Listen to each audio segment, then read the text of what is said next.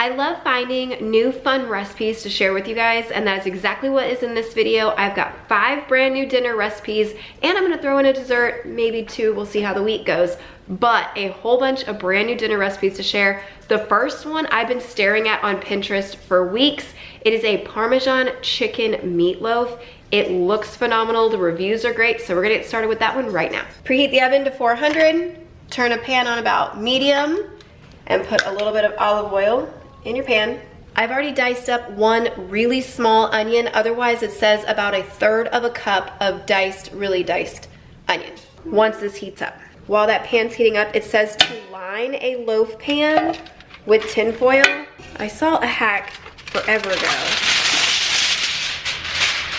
that you should be able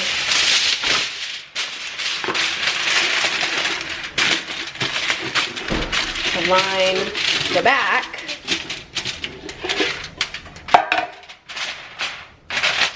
okay, it kind of works. Yeah, there's no sizzle. It wasn't quite warm enough yet, but I'm gonna take it anyways. You wanna stir it, you gotta be very careful. Okay, go ahead. I'm kind of scared. Well, it's okay, don't be scared of it, but I'm never gonna turn down help, so. Ooh, too much, a little aggressive. It's okay. It says 2 cloves of minced garlic. I'm gonna use the jarlic, and 2 cloves is never gonna do it in our house. So I got about a tablespoon worth. You're gonna cook this until the onions are translucent and then turn it off the heat and set it aside. The onions look really nice. And you can leave them in the pan to cool down. I'm gonna let them cool faster, so I'm just gonna put them on this little plate to get them to cool just a little quicker for me. 2 pounds of ground chicken in a bowl. There's 1. Oh, get the paper. Number 2. And the second paper. 1 egg. It says 1/2 cup of seasoned breadcrumbs. I only have plain panko, so I'll just season it up myself. But 1/2 cup. 2 tablespoons of milk. So 1, 2. 1/4 cup of grated Parmesan cheese. I don't want to dirty another measuring cup, so I'm just going to use that one. Breadcrumbs were not seasoned, so I'm going to put in some Italian seasoning for that. And then it wants a teaspoon of Italian seasoning on top of that. So I'm going to eyeball that as well. 2 tablespoons of fresh parsley. I don't have it, so I'm going to put about that much dried parsley. Salt. And it doesn't say anything about pepper in the entire recipe. Nothing about pepper, but I'm gonna put just a tiny bit because that's what I like. Next thing is to add the garlic and the onion. But see why it has to cool down, so you don't put hot onion in there and it'll start cooking everything, so that's why. Gwen wants to start the mixing, but I'm gonna have to take over because the best thing to mix meatloaf with is your hands. Hurry, go ahead.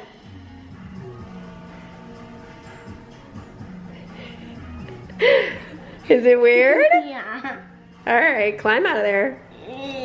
Now go wash that immediately. Into the loaf pan. Marinara sauce of your choice. And it wants 1/2 cup of it over the top of the pan. So I'm just kind of gonna eyeball that. Eyeball? I'll be heating the rest of this later to go with this. And put it edge to edge, covering all the meat that's exposed. 400-degree oven, 45 minutes. Meatloaf has like 2 more minutes, so I'm gonna make the topping part. So you need 2 tablespoons of butter, melt this. Into the butter, 2 tablespoons of panko. It does specify panko for this one. 1.5 tablespoons of the grated Parmesan. Tablespoon of fresh, which again I don't have, so I'm just gonna put some dried. That is dried parsley. There's the meatloaf. This is the 45-minute mark. It says to top it with a cup of mozzarella.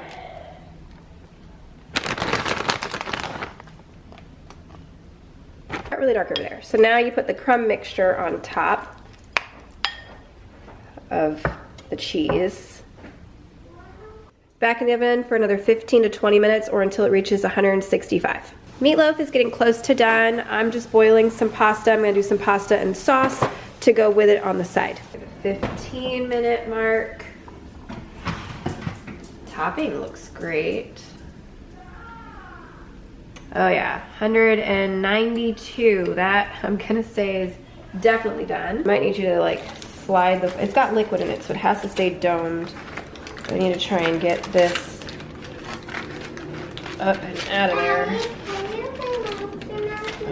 I think I have it. Move it, move, move, move, move, move, move. Yes. Teamwork. Pasta's done. Let's try and cut this and see how it cuts. Let me move you guys to the side.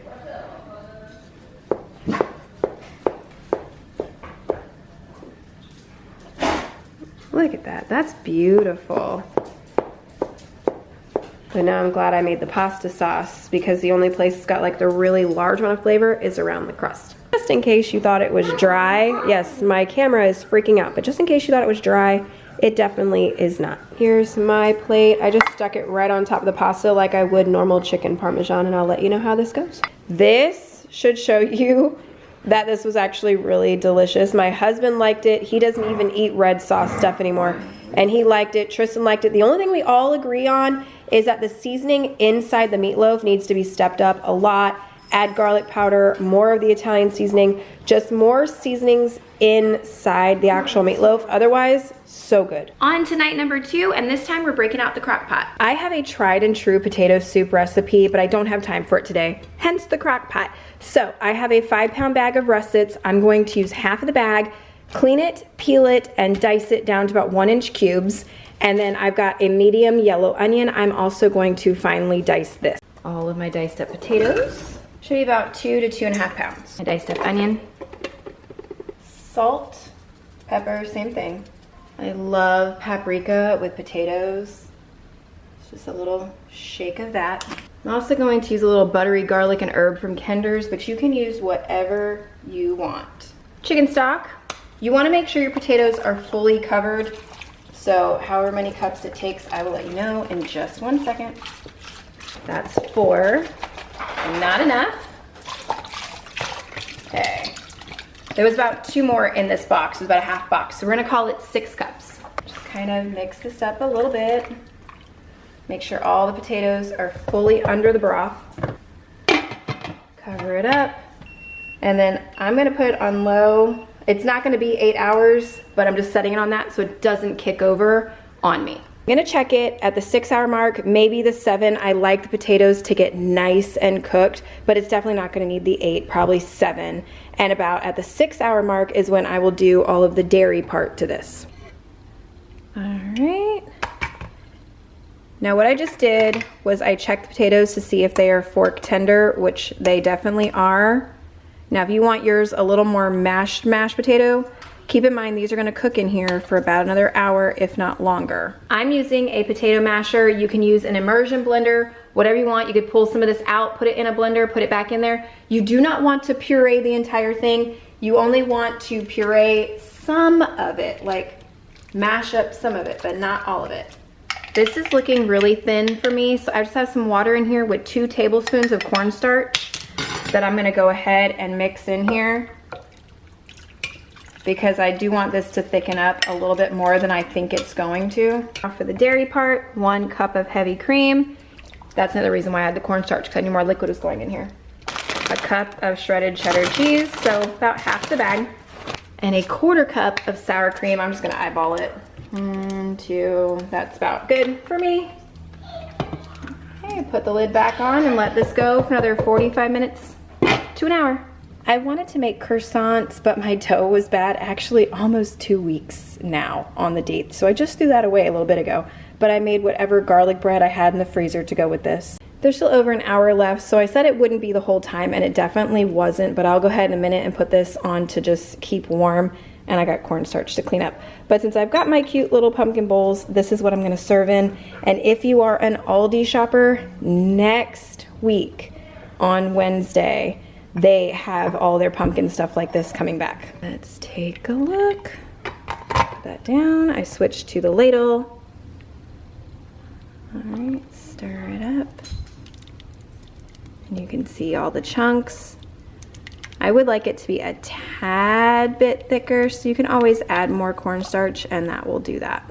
Our family's favorite potato soup actually has the green onions and the bacon cooked into it, but it's also done on the stove top. And I didn't want to do that today, but you can cook bacon into the slow cooker along with everything else as it's been going. I just chose not to do that. But then top this however you like. We have shredded cheese, little real bacon pieces, extra salt, pepper, and green onions. I skipped bacon in mine tonight, but this is what my bowl looks like, and then that can sit there with this cute little lid and wait till I'm ready. Flavor-wise, soup is absolutely delicious. The only problem is the onion pieces are too big. I put them through my chopper, completely didn't even think about it. I normally much finer dice them, and Brianna has already mentioned it to me that the onions have made it different because the texture's off with the onions. So that is literally the only thing I would change, is to finer dice the onions and or pre-cook them a little bit in the saucepan before they go in here. Otherwise, delicious, comforting, cozy, just absolutely perfect fall recipe. On to dinner number 3. I love sloppy joes, and I never get to make them because my kids can't stand them. But they don't like the manwich in the can because it's tomato based and it has the bell peppers, or I think they're bell peppers. Can't really tell when you're looking at that mess. But on Pinterest there was Steakhouse sloppy joes. They're not tomato based or anything like that, so I'm hoping this my kids will be able to eat, and then I'll finally get that little itch for sloppy joes. I'm trying this recipe. Skillet on medium, and you're gonna put some olive oil in the pan. It says 1 small onion diced up. I did more of a fine dice. I have the air fryer going in the background. It's doing some french fries. It said the onions and garlic at the same time. I don't ever do that, but it says 2 cloves, and again, not doing that either, so that's more like maybe 3 or 4. Give that about 1 minute. Throw in a pound of ground beef, actually in the pan. I believe in seasoning my meat, and this thing doesn't, so I'm doing a little bit of steak seasoning in there. I mean, they're Steakhouse sloppy joes, so this is just a good addition. The meat, onions, and garlic are already cooked. If you have a lot of fat, drain it. We're gonna add 1/4 cup of ketchup.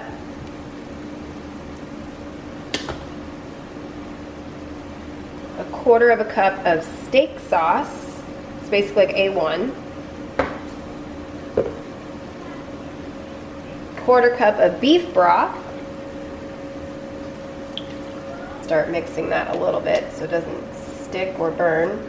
2 tablespoons, wash your sister in the shower.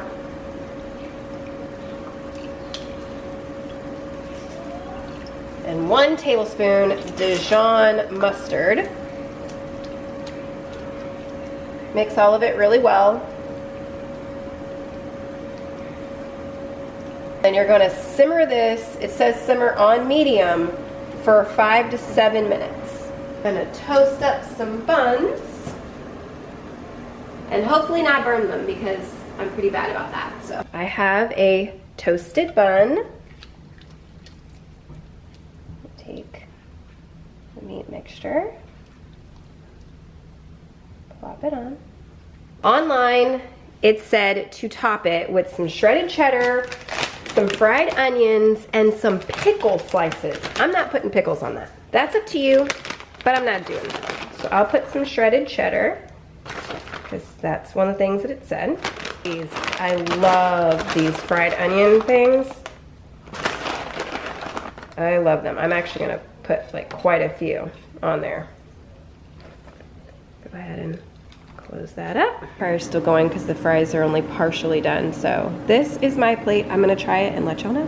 I didn't do the pickle, but Connor's doing the pickle, and he said it's actually a really good addition. I mean, you could see how much he's throwing on here. So if you do like pickle on your burger, go for it. Very good flavor, not sloppy joe. My husband and my sons are all calling it like just a deconstructed burger, basically. It does not taste anything like a normal sloppy joe. I mean, I'm fine calling it a Steakhouse sloppy joe, but whatever you want to call it, either way, this is delicious. Night number 4, and we are finally on to the butternut squash real fall feeling recipe. Step 1, preheat your oven to 400. I'm pulling out my giant roasting pan for this, and I've got my husband here to help. On the roasting pan, we're going to roast our chicken and our butternut squash, but they're not going to be done together because this is going to have lemon juice on it. That is not. So we're going to do this first into this bowl. Now, you can do a whole butternut squash, roast it off, and then cut it, cube it, whatever you want to do. I'm lazy, I'm not doing that. So I have 2 bags of the frozen stuff. Do not thaw this before roasting. Gwen wants to help with the olive oil. Go ahead, baby girl. But you're going for about a tablespoon or 2 tablespoons on the butternut squash. And then salt and pepper. What happened to the salt? I don't know why it's not working. Now, it wanted chicken thighs. I'm not doing that. So I've got chicken tenders. We're gonna put them in that same bowl. And then this one gets salt and pepper, oil as well. Yeah. And then 2 cloves of garlic, if you wanna. I'm gonna do it. 1 tablespoon of lemon juice. So we're gonna go ahead and cut this, and it'll be probably half that lemon or maybe less. You need about a tablespoon. That looks, yeah, okay, that might be a little more than a tablespoon, but we're only using half a lemon. All this gets mixed together and placed on this half of the baking sheet with the butternut squash. Over here with the butternut squash, it wants 4 whole garlic cloves in there with that. Mine are huge, which is fine because I was gonna add more than 4, but since they're this big, we're just gonna roll with it like that. Stick this in a 400-degree oven for 30 to 40 minutes. You want these to be soft, and you want your chicken cooked all the way through. Chicken and butternut squash are still going. I just started a pot of water to boil. Now the recipe does say rigatoni. You could probably use any tubed pasta you want to use. I'm just trying to stay with the actual recipe, so I will make this according to the package. Once you know this obviously boils, while that is still roasting. The 30 minutes was enough, but it specifies that it wants it to broil, if I can use my words. It wants the stuff in here to broil for 3 to 4 minutes, and my broiler goes really quick, so I'm only doing 3. Tonight's dessert is just a box of Ghirardelli mix, and half of it has Halloween sprinkles, but I do have a dessert to go with tomorrow night's dinner. Chicken is done, all the butternut squash is done, and then you need to transfer all of this into a blender, including those. Don't forget the garlic cloves. Butternut squash is in there. He's gonna put in half a cup of chicken broth. I use reduced sodium, and then you're gonna blend this until completely smooth. He tells me puree. Puree. We have a button. Butternut squash mixture's in this pot on medium, heating up, and then we're gonna start adding in different things to here. Back here, Connor is dicing up all the chicken, and I have the noodles drained already. It says between half a cup and a whole cup of heavy cream, so I'm starting with half. That's still pretty thick, so I might go more heavy cream, but then a 1/4 cup of Parmesan grated. It wanted more salt and pepper, and then I'm putting another 1/4 cup of the heavy cream. Instead of going a full cup, I'm going 3/4 of a cup. Now we add back in the pasta and add the chicken.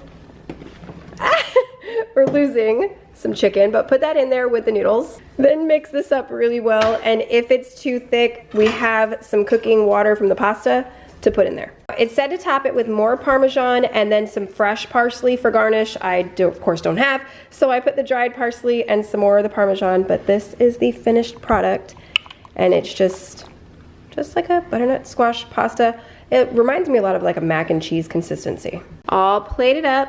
I'll let you know how it is. This was surprisingly amazing. My kids were freaking out when I told them what this was, what was in it. They all ate it. Declan, who never eats anything like this, even he ate it. But there were a few things. They said they would like the noodles to be smaller, which I said you could use any noodle you want to. My husband wanted more chicken, and so did Aiden, but I mean, that's them. You could always add more chicken and heighten that. And then what was the other thing? And because of something for texture, maybe some breadcrumbs over the top of this and almost turn it into a baked style pasta like that would be really, really good. But otherwise, absolutely phenomenal. I'm trying to get it to focus on the noodle, but it is just so creamy and velvety. I did hit the puree button twice to get it like this, but oh dang, like this is so good. We've made it to our last dinner recipe for the video. I do have one dessert coming after this one, but our last dinner recipe, and it is a creamy Italian ground chicken soup or something like that.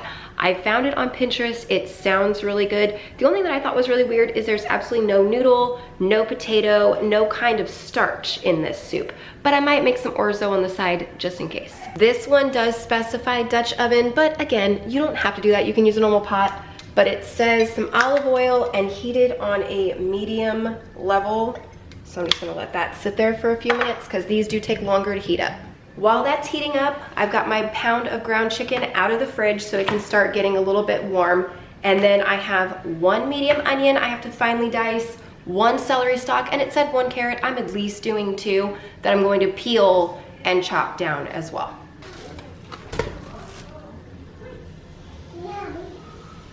I always season every step of the way. I'm just gonna use some of the blend. I'm not going to use much because I don't want to deviate too far from the recipe.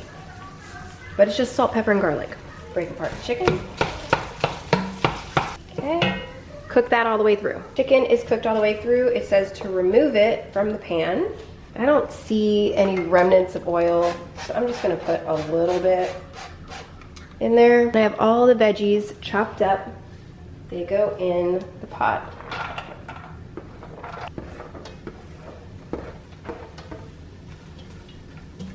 Woo! Goodness. I flung onions and carrots. Okay, cook these for a few minutes till they start to get tender. Those are looking good. It says 2 cloves of garlic. I have garlic and it's almost empty, so I'm just gonna finish mine off. Chicken back in. An entire carton of the chicken broth, or 4 cups if you're measuring otherwise. Whole milk and heavy cream for this recipe. 1 cup of the heavy cream. 1 teaspoon each dried oregano and dry basil.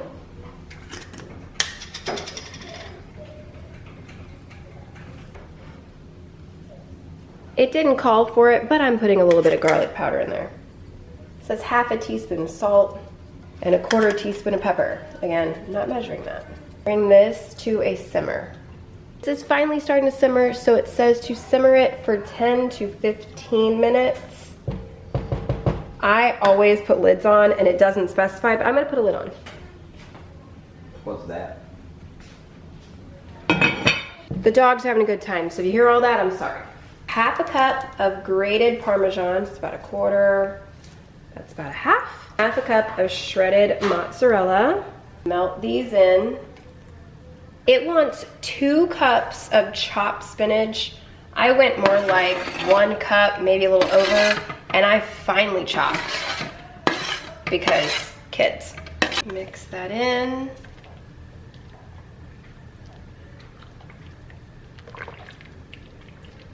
Okay, then it says to simmer this another 5 to 7 minutes, and then it's done.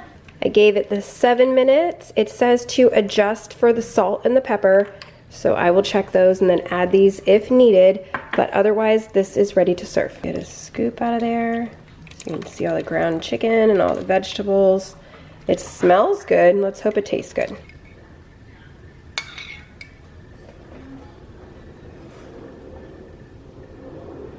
This should be an indicator of how my family thought of this. We have like 1 bowl remaining in here. The soup was good, but I don't know what it was, but it felt like it was missing something.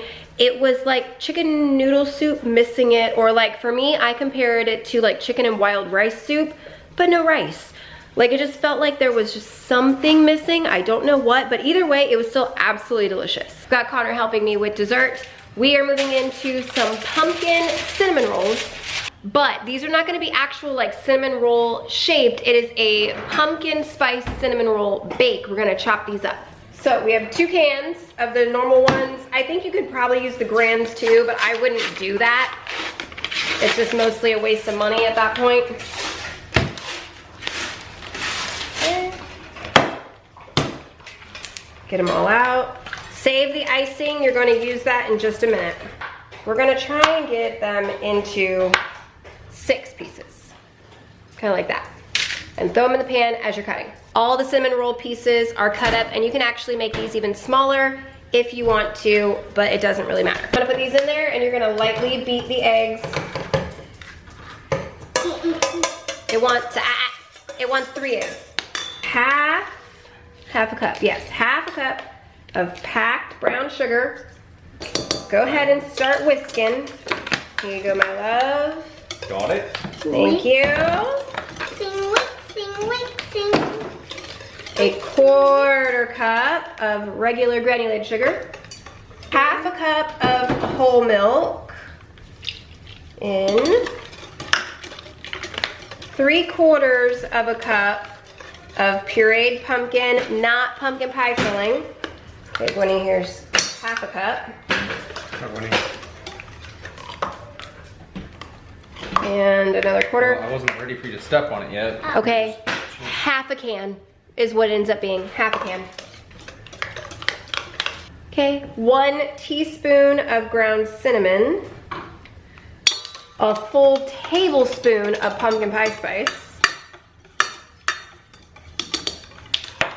2 teaspoons of pure vanilla. There's 1, there's 2. Okay, I'm wanting to sniff it. Okay, now babe, if you will pop these 2 into the microwave for like 10 seconds and get them drizzly. And we're going to pour it over the cinnamon rolls. Trying to make sure I coat them all.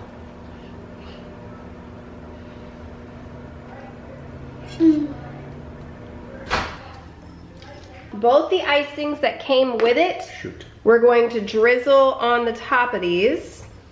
So I'm gonna do 1 on half. We're gonna need to put this on a baking sheet, it says, just in case of boil over. Me? Winnie, that side like I just did.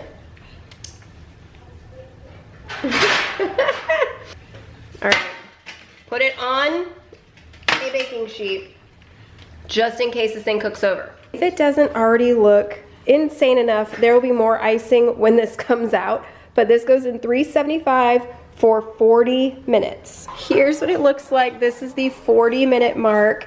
Now you're also going to mix up another icing to drizzle on this. That noise is Hunter chugging water. In this bowl, I have 1 cup of powdered sugar, and in here I have what would be about 2 tablespoons of heavy cream, and you're gonna mix that together. So now Brianna's got the icing, and you're gonna drizzle it all over that. So go ahead. There you go. See, I'm not a good drizzler. Oh, it doesn't matter, it looks perfect.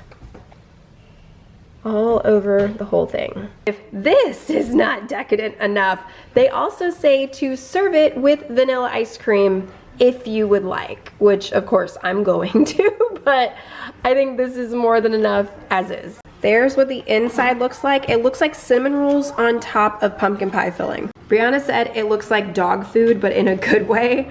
Either way, amazing. I've already been taking little bites off of it. This, so good. Declan's over there explaining to us exactly how to scoop this up and eat it, and he's basically down his entire plate. He said this thing is great. But that's all the recipes for this video. I'm going to make another one in a few weeks that'll be a lot more fall specific flavors or really good comfort food for once the weather starts to change. We have just a little bit of rain this weekend, so it's feeling a little fall-y, but when you walk outside in it, it's just Florida humid heat in the rain. So I will work on more fall recipes in a little while. If there's anything you would like me to try, just let me know in the comments down below. If you're new and you enjoyed it, I really hope you subscribe, thumbs up, all that, and I'll see you in the next one. Bye guys.